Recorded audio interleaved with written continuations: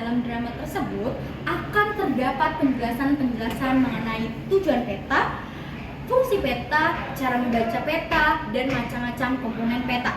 Kalau penasaran gimana penjelasan yang akan disajikan oleh kelompok 4, saksikan bagaimana drama yang akan disajikan oleh kelompok 4 berikut ini. Assalamualaikum semua. Waalaikumsalam.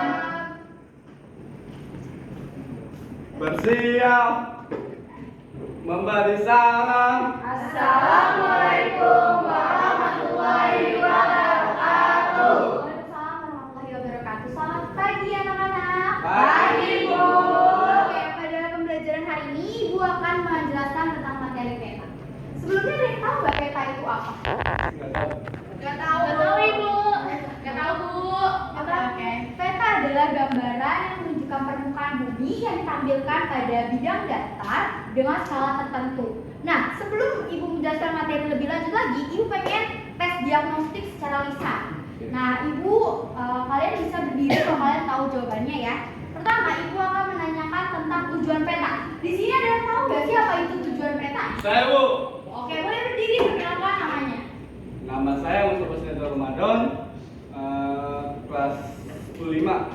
Nah, di sini saya mau menjelaskan tentang tujuan peta. Yang pertama itu menyimpan berbagai data yang di permukaan bumi.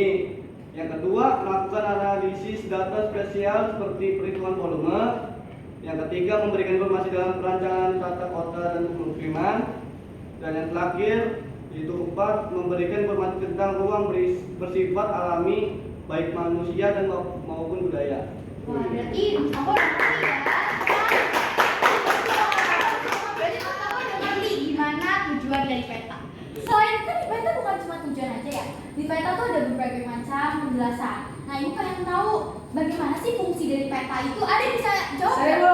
Boleh, silakan berdiri. Perkenalkan namanya. Perkenalkan, kalau saya Maulana Pradhan dari kelas 5, saya ingin menjelaskan fungsi dari peta. 1. Menunjukkan posisi atau lokasi suatu tempat di permukaan bumi. 2. Memperlihatkan ukuran atau luas, jarak, dan daerah suatu tempat di permukaan bumi. Dan ketiga, menggambarkan bentuk-bentuk permukaan bumi seperti benua negara, gunung, atau sungai, dan bentuk-bentuk lainnya. Dan 4. Membantu penelitian sebelum melakukan survei untuk mengetahui kondisi daerah yang akan kami teliti. Dan 5. Menyajikan data tentang potensi suatu wilayah. Terima kasih. Oke, tepuk tangan. Berarti tadi udah ada tujuan dan fungsi.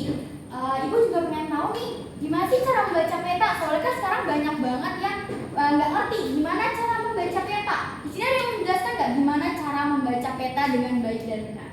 Saya, Bu. Boleh, silakan berdiri. Perkenalkan, nama saya Tasya Nafisa Azhara. Di sini saya akan menjelaskan cara membaca peta yang benar. Yang pertama harus melihat orientasi atau arah peta. Yang kedua melihat perhatikan skala peta. Dan yang ketiga perhatikan simbol yang tercantum di dalam peta. Terima kasih. Oke, teman.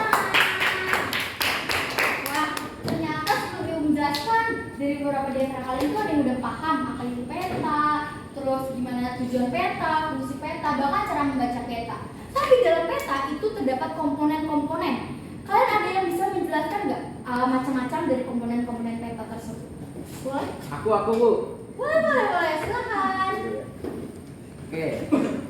Jadi komponen-komponen peta tuh ada 12. Yang pertama yaitu judul peta. Apa itu judul peta? Dia itu isi pokok dari peta tersebut.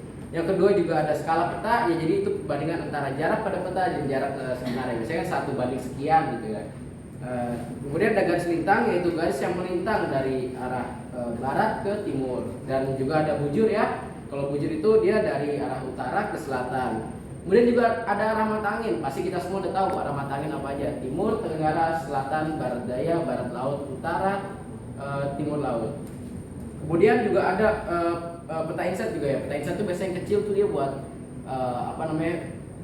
dia tuh buat memperjelas suatu peta gitu loh. Jadi ada wilayah tertentu buat memperjelas.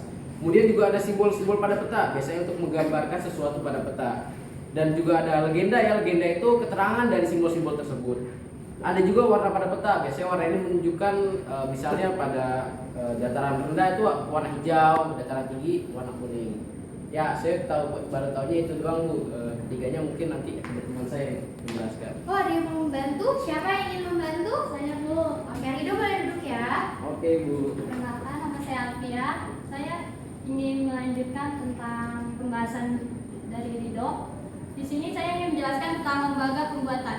Lembaga pembuatan peta mencakup informasi tentang instansi yang mengeluarkan peta tersebut. Terus yang kedua ada tahun pembuatan. Tahun pembuatan itu menunjukkan waktu dibuat peta tersebut, dan yang ketiga ada keterangan sistem proyek peta. Itu adalah teknik pemindaian dari bentuk lengkung bumi ke bidang data. Oke, Dajjal, terima kasih.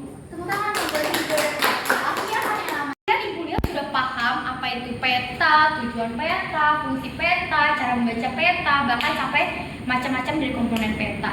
Kayaknya cukup ini materi dari Ibu. Semoga kalian paham apa yang tadi disebutkan oleh teman-teman kalian. Wassalamualaikum warahmatullahi